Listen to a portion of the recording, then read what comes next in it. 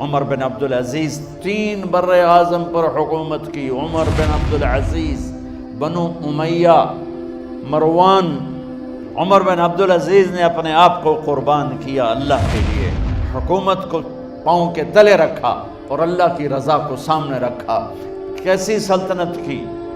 جب گورنر تھے تو 60 اونٹوں پہ سامان چلتا تھا.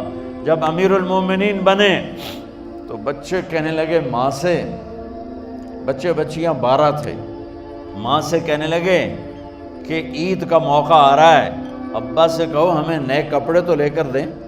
ان کی ماں کا نام ہے فاطمہ، بچوں کی ماں کا نام.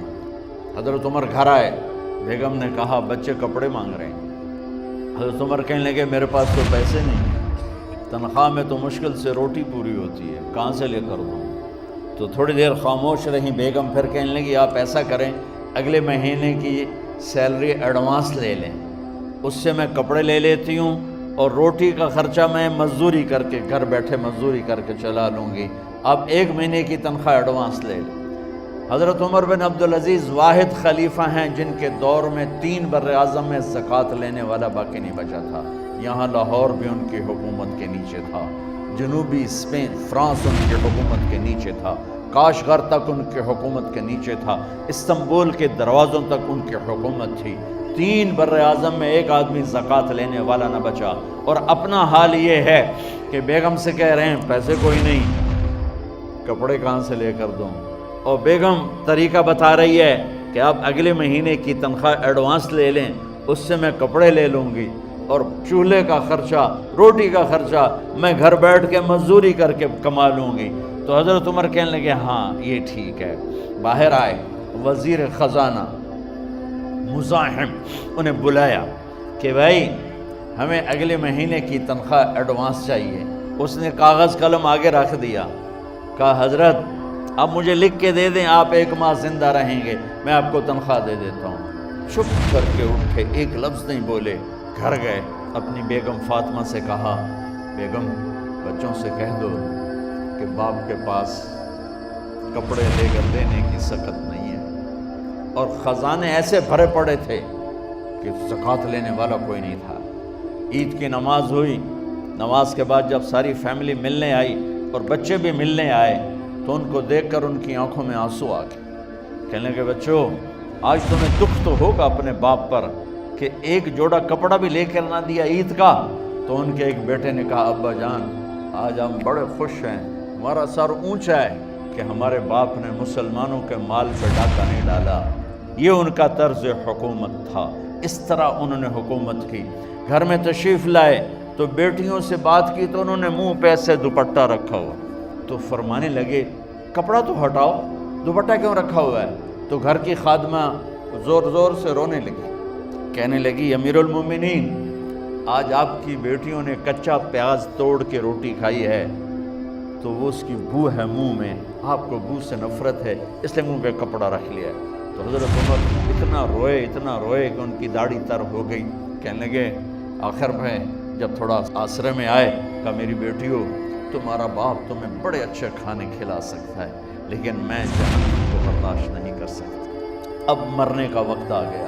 جب وہ گورنر تھے تو 60 اونٹوں پہ ان کا سامان چلتا تھا، اور جب وہ امیر المومنین بنے تو عیادت کے لیے لوگ آ رہے تھے تو سالے عیادت کے لیے آئے. فاطمہ کے بھائی کپڑے دیکھیں امیر المومنین کے تو بہن کو ایک طرف کر کے فرمایا، کہنے لگے امیر المومنین کے کپڑے تبدیل کروا دو، لوگ پوچھنے آ رہے ہیں تو میلے کپڑے اچھا نہیں لگتا. کہا جی بھائی کرواتی ہوں.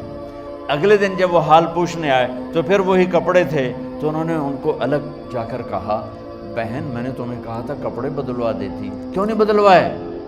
تو وہ رونے لگی، کہنے لگی کہاں سے بدلواؤں، جوڑا ہی ایک، اور حکومت کتنی تھی 3 بر اعظم، ایک جوڑے میں اللہ سے ملنے جا رہا ہے.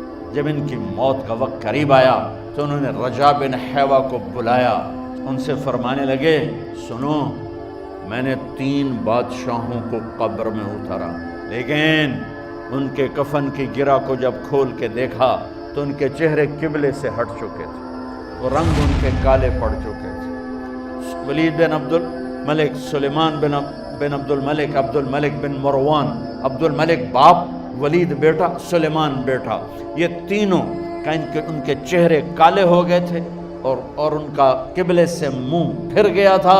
اب میں مرنے لگا ہوں، مجھے پہلے ضرور چیک کرنا کہ میرا اللہ میرے ساتھ کیا کرتا ہے۔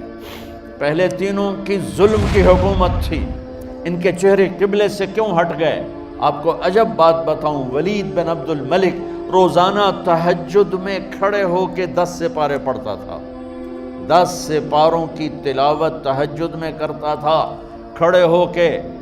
سلیمان بن عبد الملک تہجد گزار، عمر بن عبدالعزیز نے اسی سلطنت کو عدل سے بھر دیا۔ سلیمان بن عبد الملک کی ڈیڈ باڈی جب قبر کے قریب لائے اتارنے کے لیے تو ایسے ایسے ہلنے لگا، اس کا پورا جسم ہلنے لگا۔